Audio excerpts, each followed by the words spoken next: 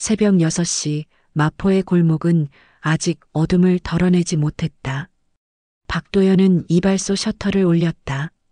쇠가 부딪히는 소리가 골목 안쪽까지 울려 퍼졌다. 그는 낡은 열쇠로 유리문을 열고 하루를 시작했다. 가게 안으로 들어서자 익숙한 냄새가 코끝을 스쳤다. 헤어 토닉과 면도 크림이 섞인 냄새. 도연은 천천히 불을 켰다. 형광등이 깜빡이며 켜졌고 이발소는 또 하루를 맞이했다. 거울 앞에 선 그는 자신의 얼굴을 들여다봤다. 흰 머리카락이 성성했고 눈가엔 주름이 깊게 패였다. 70년을 살아온 흔적이었다. 그는 빗으로 자신의 머리를 가볍게 빗어 넘겼다. 그래도 머리 손질은 깔끔해야지. 혼잣말을 중얼거리며 도연은 가위를 집었다. 손가락을 움직이자 가위날이 가볍게 열리고 닫혔다. 아직 손은 살아있었다. 40년 동안 가위를 쥐어온 손이었다. 떨림도 없었고 힘도 남아있었다. 그는 가죽 의자를 닦기 시작했다. 발엔 갈색 가죽은 손때로 윤이 났다. 등받이에 붙은 테이프 자국은 떼어낼 엄두도 나지 않았다. 세월이 묻어있는 물건들이었다. 거울도 선반도 벽에 걸린 가격표도 모두 과거에 머물러 있었다. 라디오를 켰다. 낡은 스피커에서 뉴스가 흘러나왔다. 도연은 귀 기울여 듣지 않았다. 그저 사람 목소리가 필요했을 뿐이었다.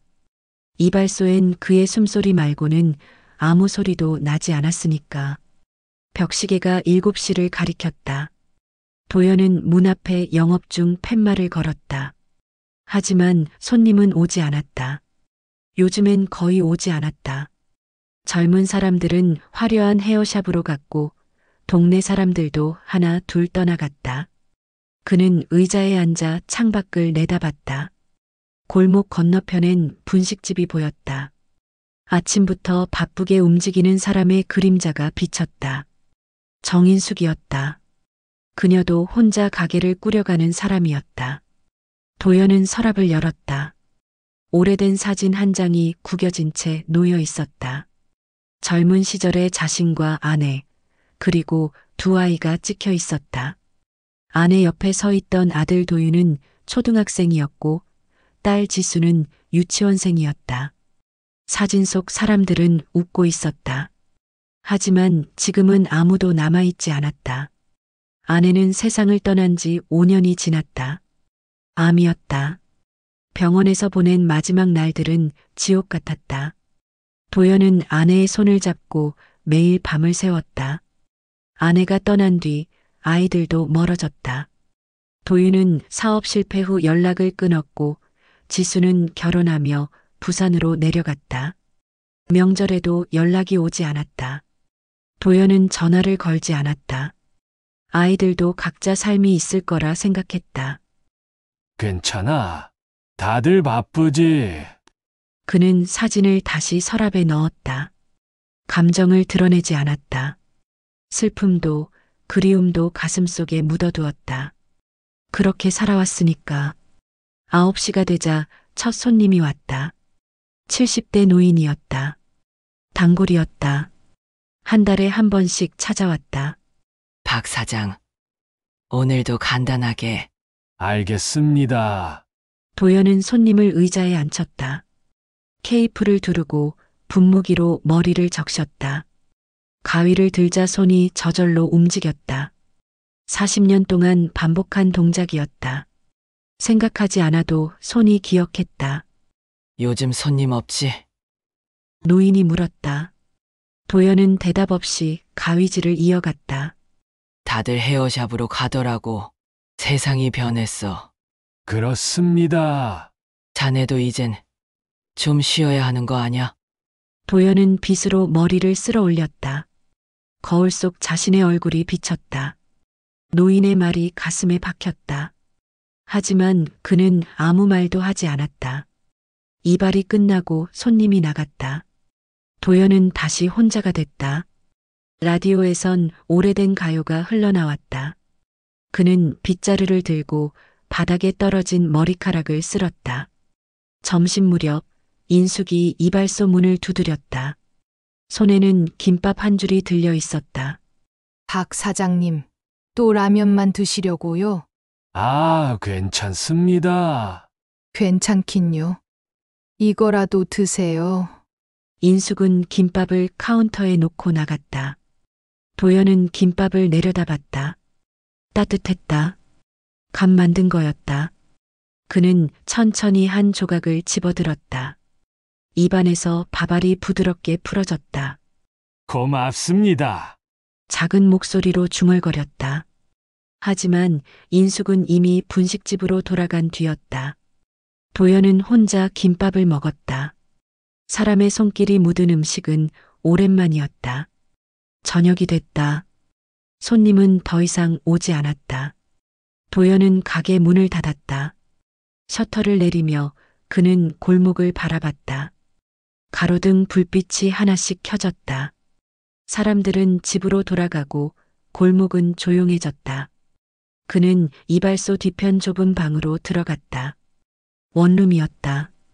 침대 하나, 낡은 옷장 하나, 작은 냉장고가 전부였다. 아내와 살던 집은 병원비로 다 나갔다. 남은 건 이 이발소뿐이었다. 도연은 침대에 누웠다. 천장을 바라봤다.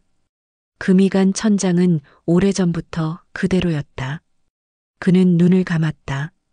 내일도 똑같은 하루가 올 거였다. 손님 없는 이발소, 혼자 먹는 식사, 그리고 고요한 밤. 하지만 그는 알지 못했다. 며칠 뒤 낯선 손님이 문을 열 거라는 걸. 그리고 그 손님이 그의 인생을 조금씩 흔들기 시작할 거라는 걸. 이발소의 아침은 언제나 고요했다. 하지만 그 고요함 속에 무언가 다가오고 있었다. 일주일이 지났다. 도연의 하루는 변하지 않았다. 새벽에 문을 열고 손님을 기다리고 저녁에 문을 닫았다. 손님은 하루에 한두 명, 많아야 3명이었다. 월요일 오후 도연은 카운터에 앉아 장부를 펼쳤다. 숫자들이 눈에 들어왔다. 한 달 수입은 60만 원이 채 되지 않았다. 월세가 40만 원, 전기세와 수도세를 빼면 남는 게 거의 없었다. 그는 통장을 꺼냈다. 잔고는 200만 원 남짓이었다. 아내의 장례식 이후 조금씩 깎아 쓴 돈이었다. 이대로 가면 석 달도 버티기 힘들었다. 이젠 정말 끝인가?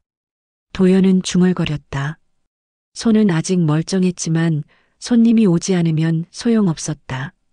젊은 사람들은 이발소를 찾지 않았고 노인들도 하나 둘 세상을 떠나거나 요양원으로 갔다. 그때 문이 열렸다. 인숙이었다. 손에는 오늘도 김밥이 들려 있었다. 박 사장님, 점심 드셨어요? 아, 아직입니다. 역시 또 라면 드시려고 했죠? 인숙은 김밥을 카운터에 놓았다. 도연은 난처한 표정을 지었다. 정 사장님, 매번 이러시면 제가 미안합니다.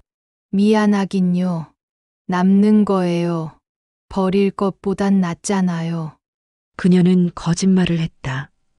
도연도 알았다. 김밥은 간 만든 거였다. 따뜻했고 깔끔하게 쌓여 있었다. 남은 게 아니라 일부러 만든 거였다. 고맙습니다. 꼭 값을 드리겠습니다. 아이고, 됐어요. 그냥 드세요. 인숙은 손을 저으며 나갔다. 도연은 김밥을 내려다봤다. 마음이 무거웠다. 고마웠지만 동시에 초라했다. 70평생을 살아오면서 이렇게 신세를 지게 될 줄 몰랐다. 그는 천천히 김밥을 먹었다. 한 조각 한 조각 씹을 때마다 인숙의 마음이 느껴졌다. 그녀도 혼자였다. 남편은 10년 전 교통사고로 세상을 떠났다. 딸 하나가 있었지만 결혼해서 미국으로 갔다. 오후 3시 낯선 젊은 남자가 이발소 문을 열었다. 30대쯤 돼 보였다. 정장을 입었고 손에는 서류 가방이 들려 있었다. 안녕하세요. 혹시 사장님이신가요? 네, 그렇습니다. 젊은 남자는 명함을 건넸다. 부동산 중개인이었다. 건물주께서 연락하셨을 텐데요. 월세를 올리려고 하십니다. 도연의 얼굴이 굳었다. 얼마나 올리시려고요? 현재 40만 원에서 70만 원으로요. 이 동네 시세가 많이 올랐거든요. 70만 원이요? 도연의 목소리가 작아졌다. 지금도 버티기 힘든데 30만 원이 더 오르면 감당할 수 없었다. 언제부터입니까? 다음 달부터요. 계약서 새로 쓰셔야 합니다. 생각할 시간을 주시면 안 될까요? 중개인은 난처한 표정을 지었다. 사장님, 솔직히 말씀드리면 건물주께서 재건축을 생각하고 계세요. 이 건물이 너무 낡아서요. 월세 올리는 것도 사실은 비워달라는 의미예요. 도연은 아무 말도 하지 못했다. 중개인은 명함을 카운터에 놓고 나갔다. 일주일 안에 연락 주세요. 문이 닫혔다. 도연은 의자에 주저앉았다. 손이 떨렸다. 70평생을 살면서 이렇게 막막한 적이 없었다. 40년 동안 지켜온 이발소였다. 젊은 시절 번 돈으로 장만한 가게였다. 그는 가게 안을 둘러봤다. 낡은 거울, 바랜 의자, 오래된 라디오. 모두 세월의 흔적이었다. 하지만 세상은 더 이상 이런 곳을 필요로 하지 않았다. 저녁이 됐다. 도연은 셔터를 내렸다. 골목 건너편 분식집에서 불빛이 새어나왔다. 인숙이 설거지를 하는 모습이 보였다. 그는 발걸음을 옮겼다. 분식집 문을 열자 인숙이 고개를 들었다. 어머, 박 사장님, 무슨 일이세요? 정 사장님, 오늘 김밥값 드리러 왔습니다. 도연은 10,000원을 꺼냈다. 인숙은 손을 저었다. 아니에요. 됐다니까요. 아닙니다. 받아주세요. 도연의 목소리가 떨렸다. 인숙은 그의 표정을 보고 무언가 느낀 듯했다. 박 사장님, 무슨 일 있으세요? 아니에요. 아무것도 아닙니다. 거짓말. 얼굴 보면 다 알아요. 앉으세요. 인숙은 도연을 의자에 앉혔다. 그리고 따뜻한 차를 내왔다. 말씀해 보세요. 혼자 끙끙 앓지 말고. 도연은 한참을 망설였다. 하지만 결국 입을 열었다. 월세를 올린답니다. 40에서 70으로요. 뭐라고요? 그렇게 많이요? 건물주가 재건축을 생각한다고 합니다. 사실상 나가라는 얘기지요. 인숙은 한숨을 쉬었다. 우리 건물도 비슷한 얘기 들었어요. 조만간 이 골목 전체가 없어질 거래요. 그렇습니까? 네. 저도 어떻게 해야 할지 모르겠어요. 두 사람은 한동안 말이 없었다. 차가운 현실 앞에서 할 수 있는 말이 없었다. 박 사장님은 어떻게 하실 거예요? 인숙이 물었다. 도연은 차를 한 모금 마셨다. 모르겠습니다. 이 나이에 다른 일을 할 수도 없고요. 자식들한테 연락해 보셨어요? 도연은 고개를 저었다. 애들도 각자 살기 바빠요. 짐이 되고 싶지 않습니다. 그래도 가족인데요. 연락한 지 너무 오래됐습니다. 이젠 뭐라 말을 꺼내야 할지도 모르겠어요. 인숙은 도연의 손을 가만히 잡았다.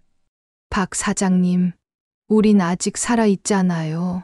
방법이 있을 거예요. 도연은 고개를 들었다. 인숙의 눈에는 걱정이 가득했다. 그는 작은 미소를 지었다. 고맙습니다. 정 사장님 덕분에 버티고 있습니다. 무슨 말씀을요? 저도 박 사장님 계셔서 든든해요. 도연은 자리에서 일어났다. 10,000원을 테이블에 놓고 나왔다. 인숙은 따라 나오며 말했다. 내일도 김밥 갖다 드릴게요. 거부하지 마세요. 네, 고맙습니다. 도연은 이발소로 돌아왔다. 좁은 방에 불을 켰다. 침대에 앉아 휴대전화를 꺼냈다. 연락처에서 아들 도윤의 번호를 찾았다. 손가락이 화면 위에서 멈췄다. 전화를 걸까? 아니면 그냥 혼자 감당할까? 도연은 한참을 고민했다. 하지만 결국 전화기를 내려놓았다. 아들에게 짐이 되고 싶지 않았다. 그는 침대에 누웠다. 천장을 바라봤다. 마음속에 무언가 결심이 생겼다. 이발소를 정리해야 할 때가 온 것 같았다. 40년을 지켜온 곳이었지만 이젠 놓아줘야 했다. 내일 중개인에게 연락하자. 그리고 이발소를 비우자. 도연은 눈을 감았다. 하지만 잠은 오지 않았다. 가슴속에 무언가 맺혀 있었다. 골목 밖에서 바람 소리가 들렸다. 이발소의 밤은 길고 고요했다. 그리고 도연의 고민도 깊어만 갔다.